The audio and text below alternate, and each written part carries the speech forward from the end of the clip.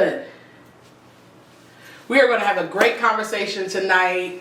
As some of you, while everybody's still coming in, I know some of you have been watching a lot of the things that we've been posting in regards to grief and life beyond that. But tonight we're going to have a conversation that's specifically directed towards that. And we want to make sure that you guys are a part of it and that you're joining in on it. All right?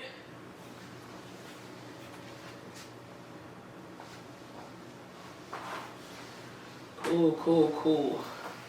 You know, I don't hold you guys long, so while people are still coming in, they'll be joining on the conversation because those who are here, you are on time.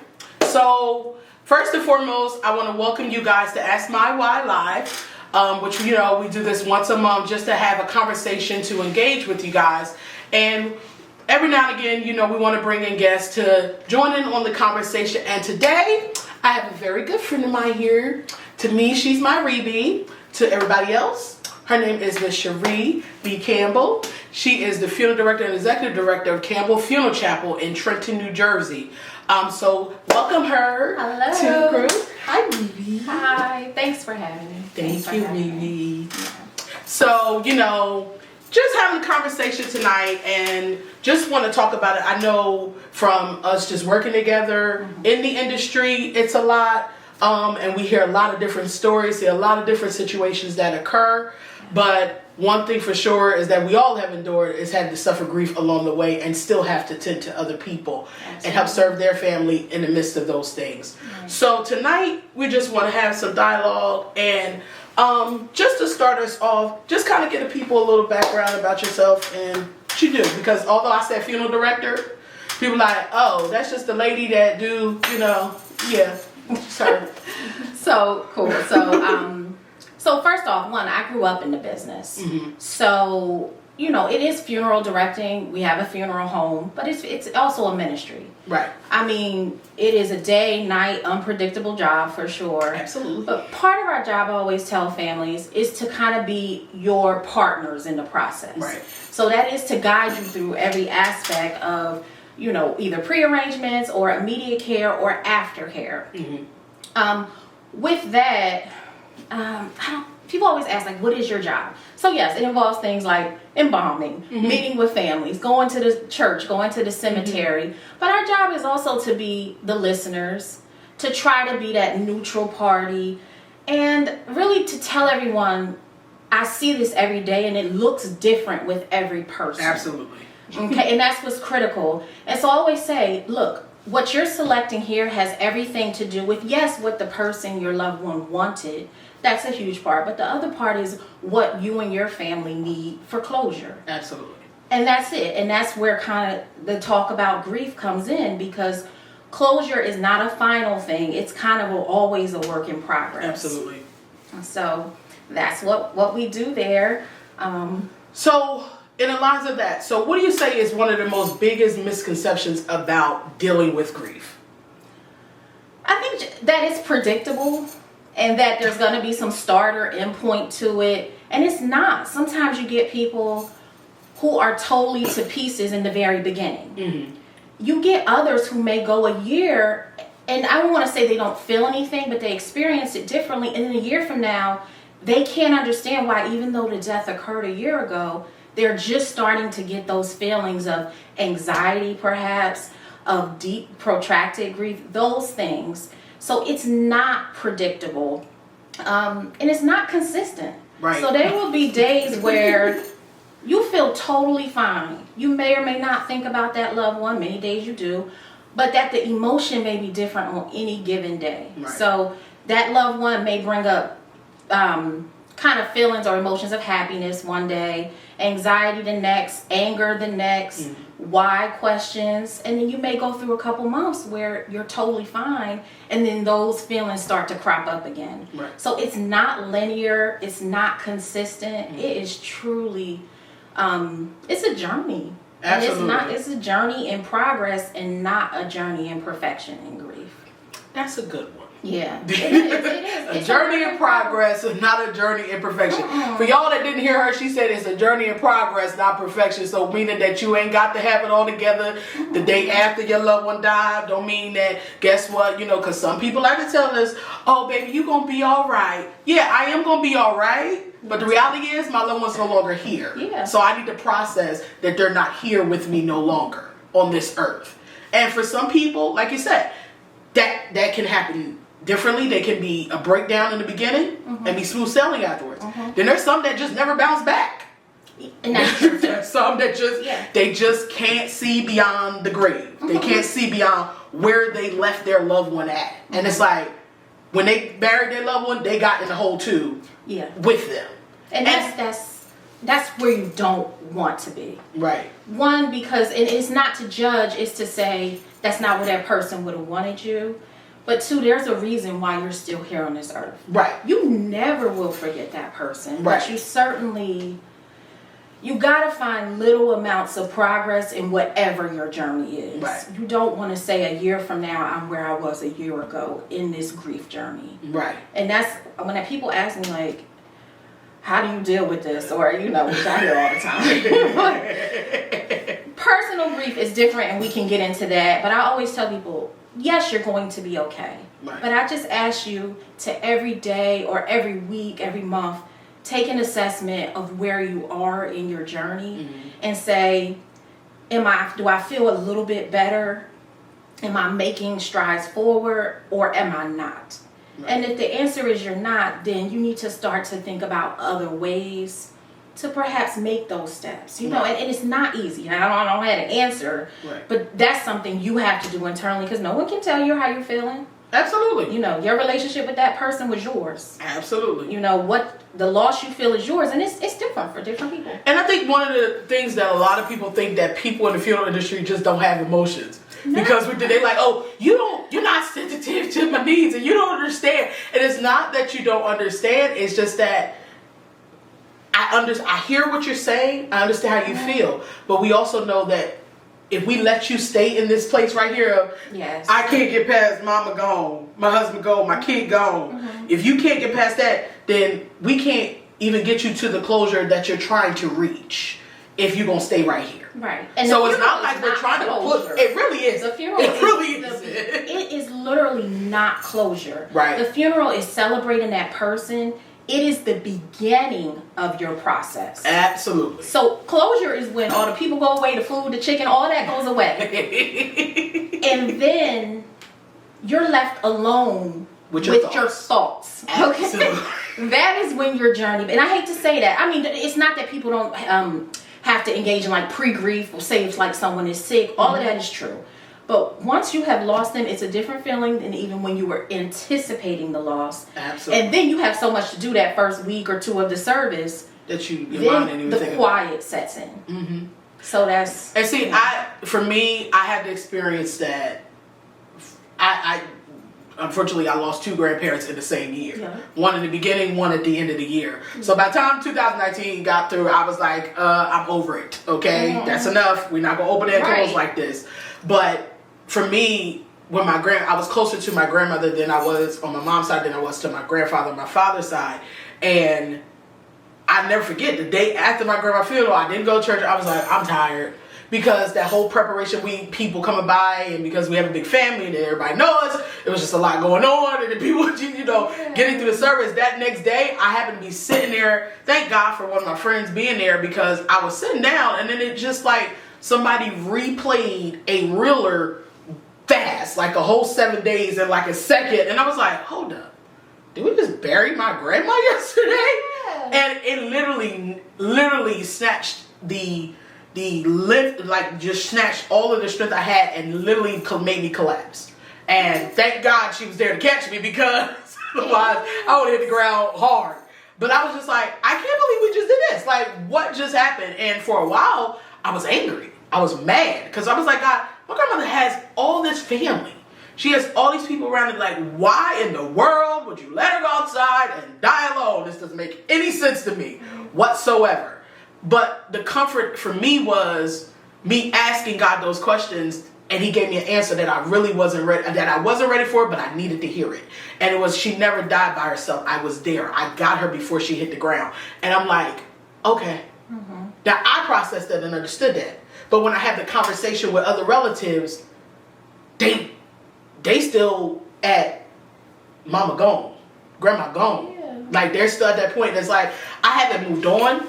Like I posted a couple weeks ago just about how I was working, doing stuff for other families, and all of a sudden, I was sitting there, I was like, a memory popped up in Facebook, and it literally was the day after she died, and I had posted this kind of collage of everything, just snippets of that day, and I was sitting there, I was good, I was good, and then next thing you know, I literally burst into a ball of tears, and I was like, what just happened? And I was like that. Yeah. And I was going to keep it to myself, but then I wound up sharing it, but didn't hear the response of so many people of how their lives have been impacted from death. And it definitely, after we've experienced COVID, where death was at an all-time rise. Oh, yeah. It was unnatural. Right. Yeah. So. Trauma. Right. So just imagine, it's one thing we locked in the house, and then the next thing you turn around, now I got to lose relatives while I'm locked in the house, and I still got to sit in the house with myself and think with my thoughts. And be left with them, and knowing that some people weren't able to be there with their loved ones dying, so the little bit of closure that we would think they would try and get, they really now have no, for them, there's no starting point. No. So, it's... No, not with COVID. No. COVID wasn't fair. At all. We were all kind of literally hour by hour, day by day. Yeah. And in the profession, certainly overworked, but families were overrun with grief. Mm-hmm. And then the funeral is just that starting point of how you ceremonially celebrate somebody. Right. And then that was ripped from them. Yeah. It wasn't anything fair or normal or okay about what happened in the world over the last few years. Right. It's just humans trying to cope. Yep. That's it. And I think if nothing else, that kind of unleashed the conversation about dealing with your mental health. Oh, yeah. Because it has been taboo, definitely in the urban community for so long, that now it's no longer a white people thing or a black people thing. Mm-hmm. It's now across the board, everybody need help. Oh, everybody. Because COVID hit everybody. Everybody it had no discretion on who it hit and who it did. No, everybody was affected. So now everybody needs a therapist. Everybody needs a therapist. Yeah. We all need some help. We all needed them before COVID. But more than likely, we definitely all need it now. But it is, and that's the perfect segue for therapy. And I'm sure maybe we'll talk about that later on. Yeah. But therapy is so essential, and it can be in different forms. Right. It doesn't have to be I owe this therapist $1 million in the session. It can be in your house talking to yourself, talking to family, to friends, whoever that safe space is with you, or support groups. Right. But it's so important to talk, and I know people don't always. When I say people, myself included, you don't always see the value in talking when you think you have it figured out in your head. Right. But it's not about not knowing or being able to identify the problem. It's sometimes saying it to a neutral third party. Mm-hmm. It's sometimes just saying it and knowing that there are others in support and who feel the same way you feel. Right. And so, for us, it's not that we don't have compassion. Our job, for at least me, our job is difficult enough. Mm-hmm. If you internalize that, I couldn't do my job. Right. And then more importantly, I couldn't be of service because I go to work every day and I say the best thing I could do today is make this a perfect service for this family, for this mother, this daughter, and every day I work towards that. Right. Hands down. That's the only thing I demand. Mm-hmm. This is perfection for this family because they get one time. Absolutely. There's so, compassion, yes, but it's more of my job is to be what you would be if you weren't in the state you were in. Absolutely. So, yeah, you expect me to be on point. Mm-hmm. And I expect it of myself and everybody around me because I want afterwards for you to say, at least that part of it went right. Right. Because it may go left afterwards. and that's okay, but it does. And I speak from personal experience, Right. I work through everything with my father, and it is hard days every day. Right. Right. And segue into that, you dealing and serving other people at a time for yourself when you had to, bury your father, which was such an intricate part in my life, but most importantly, he was your father. Yeah, he was. And a he very was good I'm about to say, and a good father at that. Very involved. So, for you, how did you find the strength to keep focused and still being able to push forward and continuously serve other people while you yourself had to go through your own journey of dealing with grief? That was my blessing, I think. I always call it work therapy. I am a workaholic, for sure. And that's okay. It's not good or bad. It is. It is. And I've always been like that. I accept that. I don't promote it, but I accept it. But yeah, for me it was therapy, and it's people are always like, do what your dad wanted you to do. My dad always wanted me to be happy. Mm-hmm. So I do this job because I love it. Right. It is not a job you do because somebody you loved it. Right. Because that ain't gonna last if you it doesn't last. Are you kidding me? I would be going, especially after these last 3 years.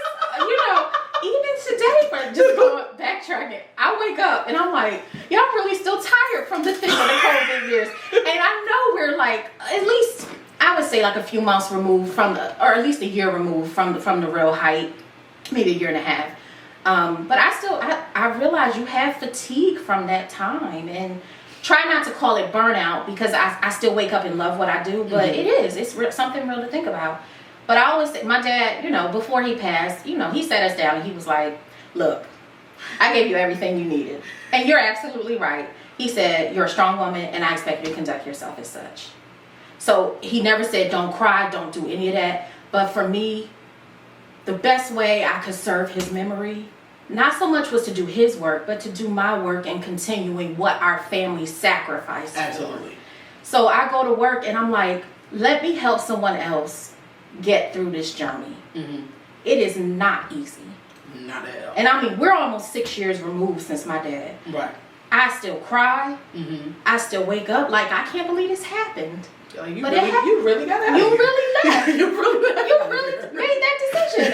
I really do, but it was his, and what could I say about it? So I have to find my peace with a decision that I wasn't happy with, but you do. And my dad was like, you better live your life. I have lived mine. I have no regrets. And he just said, look, these are some of the things I expect you to do, but you gotta live your life. Mm-hmm. And that doesn't mean wildly or anything like that. You work so hard to be here through all my degrees, all my work history. You continue on. Absolutely. And you honor me by honoring yourself. Right. Treating people right, working hard. Because if you work hard, the chips fall where they may on everything else. That's it. That's it. And that's true. You treat people fairly. You treat them the way you would want to be treated. Mm-hmm. And I sleep fine every night when I know I've done that. Yeah. So, yeah. And at the end of the day, he left a lot of wisdom behind. Oh, yeah. That, even when days do get hard, it's like, how would he have handled this? Mm-hmm. And there's some stuff you like, yeah, he handled it that way, but we ain't doing that day. And you can't. My father, he was the product of the 70s and 80s. Mm. The business has really evolved since then. Yes, and Lord. That's something else to accept. And he always said to me, and this didn't just start when he, those few weeks he was sick before he passed. From the time I was little, he said, one day you'll run this. He said, but you will run it the way you run it. Mm. I ran it the way I ran it. But evolution and adaptation is critical. And this is not something I'm just my whole life. So that's why I feel comfortable. It's not that you make every decision correct. Mm-hmm. But I try to, with grief in mind, of what I would like to be the starting point for a family. Absolutely. Every day I wake up and I say, that's what I'm going to do. And the moment I wake up and I don't have it in my heart to do that, it's time to finish. Yeah. Yep. Totally understand that. I totally understand that because, you deal with it on the side of the initial conversation of dealing with them. And then now I have to come in and deal with them on when they trying to do they programs and all that stuff. And like you said, you become the therapist, you become the referee, you become a lot of things in moments. I like you gotta be the reasonable brain cell in the room. But in doing that, it's like I wouldn't put out anything that I wouldn't do for my own family. And that is so true of yours. And some people really be like, oh, that's them. You'll see their family member die. They done went to all limbs, did all the sparkles, fires, and myrrhs, and everything else. But I tell people, I give your family the same level of courtesy I gave mine. If anything, my family probably gets it worse than you are, because they know better. Like, you know better. We talk about this all day, every day. I need you to know better. So you coming in here acting like you ain't got no sense is going to bother me. But no.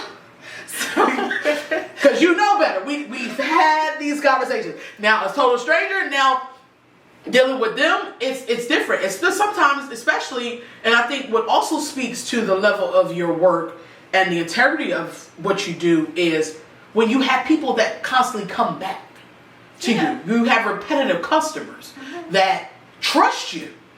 And that's all you want. With their loved one. This is their loved one. It's my job to make sure that I do my part in their last final tribute they can do to their loved one. So, it's a lot some days. Oh, it is. Because some days you be like, yeah, I'm up to here. I'm tired. I'm going to go home. That's what I'm And that's what you do. And I do that. I mean, some days you can't go home. But you do. Sometimes you have to remove yourself. Mm-hmm. And you have to say, okay, I'm not giving the best level of service today. Right. But I have to realize that before I take that out on anybody else. So I say, okay, today is not my day to meet with families. Today is not my day to work with kids. That I have learned through the pandemic. It took through most of the pandemic to learn that. But you got to take care of yourself. Right. And grief is also about self-care. Absolutely. So it is. It's okay to say, today I just can't do it. I'm not up to it. Or, I've learned to stop lying. I don't lie to myself, nor do I lie to other people. So when they say, because some people, especially church folks, they give the cliche answer, oh, I'm blessed and highly favored. You ask me how I'm doing. If I'm having a good day, you will hear me say I'm having a good day. And you have heard me many a day say, you like mine? I take it. Yeah, I know that's a good one. Mm-hmm. People ask me how you doing. Not good today, but I'm going to be all right. Yeah. Hey, it is honest. Because I feel like if you're honest with yourself, then you're a better representative, and you show the humanity of who you are when you be honest with who you are and what you're feeling. But if we're going to all walk around here like everything's okay, like we don't have issues, like the things around us in our karma, then we're going to have a problem. Oh, yeah. We're going to have a problem.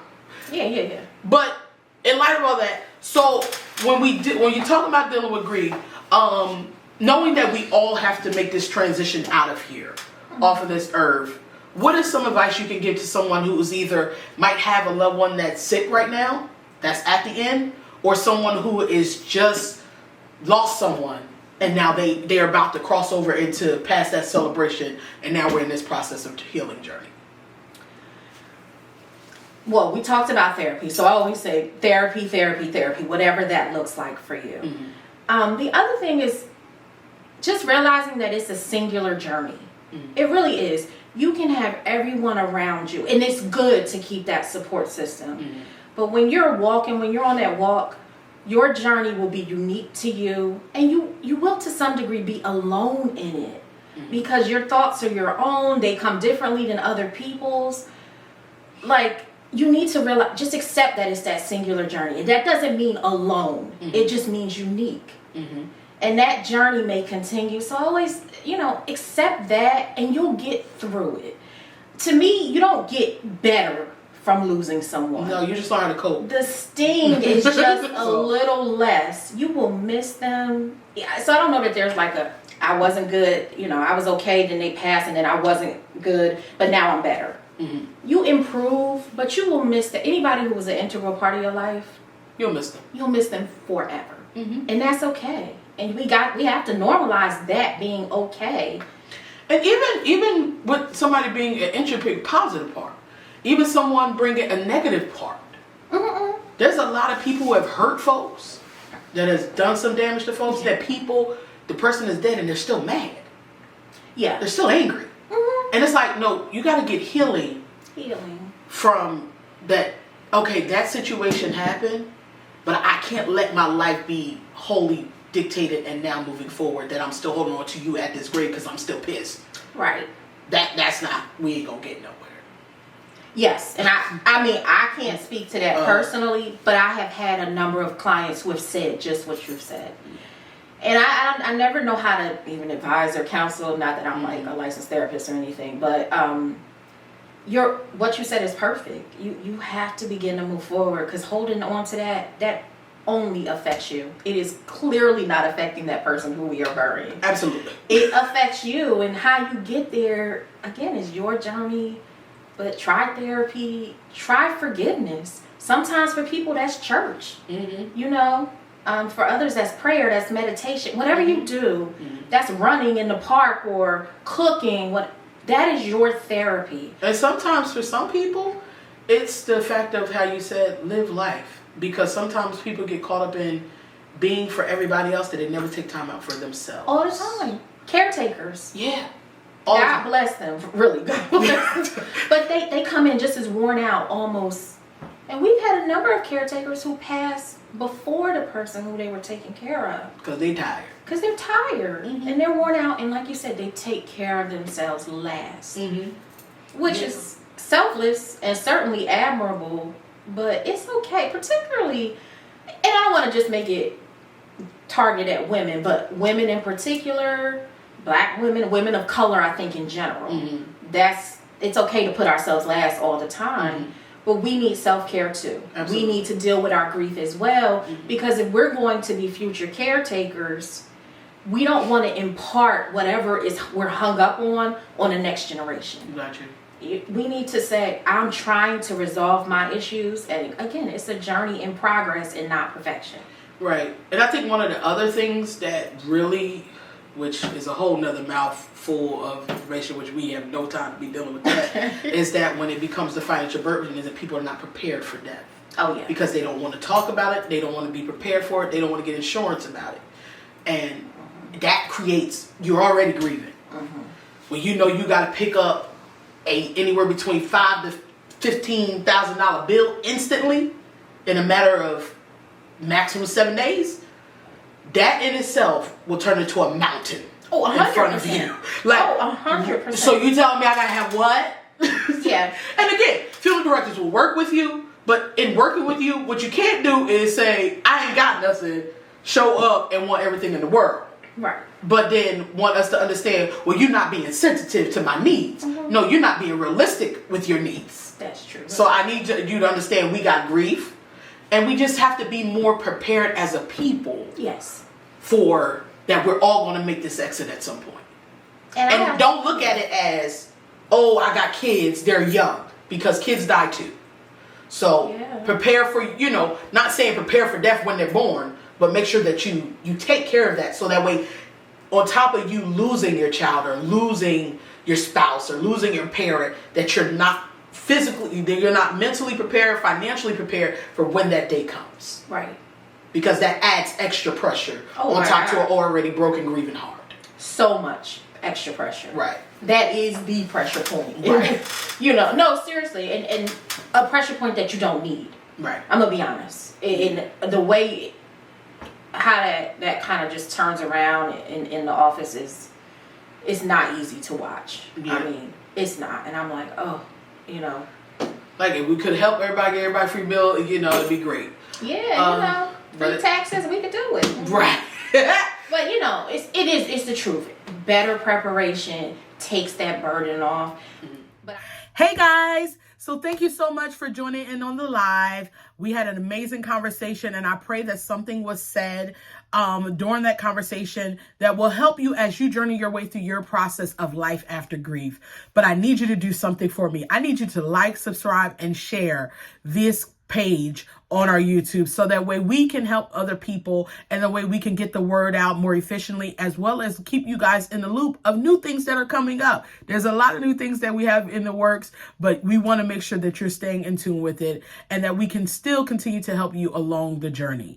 I pray that you guys have an amazing time, and the conversation was well worth it, and continue. We'll hope to see you next month at Ask My Why Live.